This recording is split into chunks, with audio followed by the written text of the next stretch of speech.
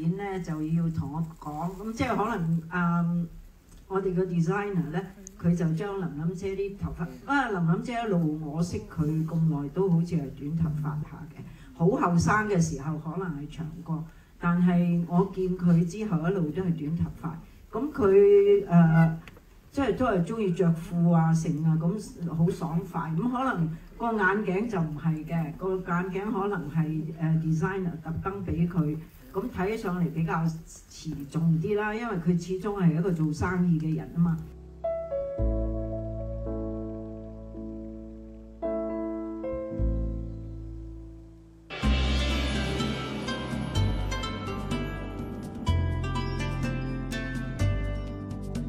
咁至於我咧，就導演咧就嫌我啲頭髮唔夠多，於是咧即係唔夠 feminine。於是咧就要整好多即係薄髮，咁同埋咧佢同我講，佢嘉文你把聲好沉㗎喎，我想要一個即係女人聲啲嘅，咁我要翻去自己練啦，練到比較。早晨強哥，早晨胡小汪小姐，咁早出嚟啦？係啊，先生十蚊嘅你包啊，得唔得？盧哥就要呢包啊！即係我以前都有睇過琳琳姐做戲，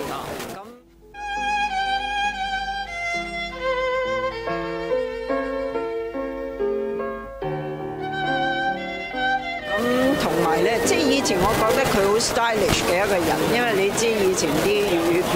好多唔係好 stylish， 咁我哋啲番孫女對唔係好 stylish 嘅人冇咩興趣，咁但係對琳琳姐就有另外一個印象，好多嘢大家都即係 in common 嘅，即係共通嘅，仲發覺琳琳姐又喺德望讀過，我又喺德望讀嘅套戲啦。咁因為我自己演得好開心，咁好多謝你哋，我唔係好識講嘢。係啊，都多謝大家嚟呢度啦，支持呢部電影啦。黑妹姐啦，第一次做電影啦，同埋我嘅叔叔啦，大寶哥啦。先生十蚊嘅你包啊，得唔得？盧哥就要呢包啊！